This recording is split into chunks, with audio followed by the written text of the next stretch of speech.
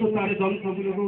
বাবা আর এমন কিভাবে দেখেছো তার পা দুটো?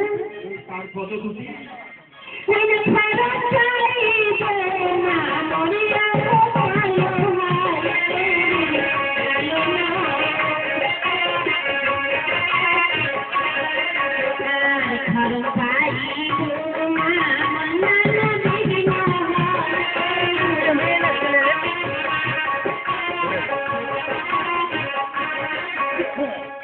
বুঝতে পারলেন? খরম পাই।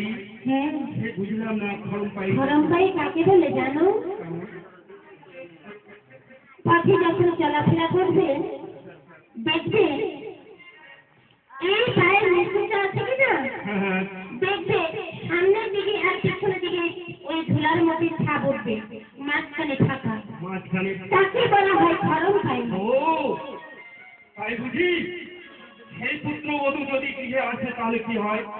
সেই সংসারে একটারই পরে একটা সেই ঘটনা ঘটতেই থাকবে, কোনোদিন ওই সংসারে সুখ শান্তি হবে না। সেই লক্ষ্মী ছাড়া। হ্যাঁ তাই বুঝি? বা না না, আমি তো সেই মতো দেখিনি। তবে কেমন দেখেছো? আমি সুন্দরভাবে দেখেছি। কি দেখেছি? খরম পাই বধূ আনবো।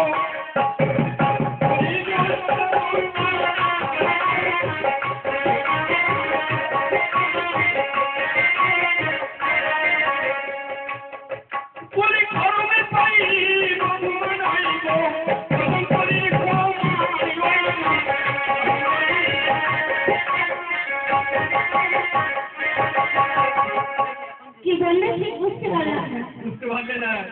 যেমন আমাদের গৃহে হাতি রয়েছে, হাতির পা যেমন, সেই মতো পুত্র বধূ চরণ দুটি গো। বাবা আমি আগে করে সব শুনে নিলাম, এত শুনে কত আনন্দ পেয়েছি। তবে বলতে পারো বিয়ের দিন থাকতে কত সত্যি সেই আমি ভুলেই গেছি। বিয়ের দিন ধার্য আগামী করলেই। আজকে কত আগামীকালকে কত আনন্দ হবে তাই না? হবে। তুমি স্বামী গো, আমি সন্তানের মুখে শুনেছি,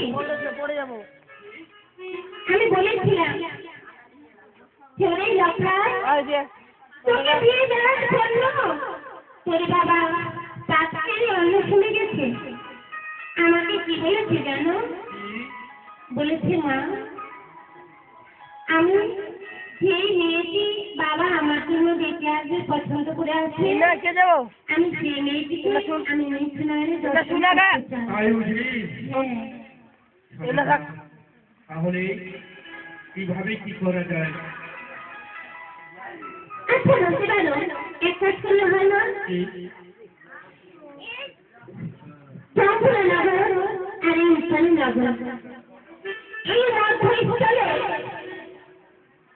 ওই যে মধুকুণ্ডের বন আছে, ওই মধুকুণ্ডের বন পরিষ্কার করে সেখানে সগের বাজার বসানো।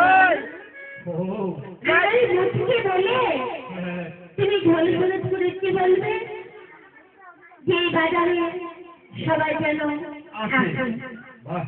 তবে সেই বাজারে আসবে আমার ছোট্ট বধূ, ছেলেও যাবে সেখানে নিচনায়নে দেখে নেবে।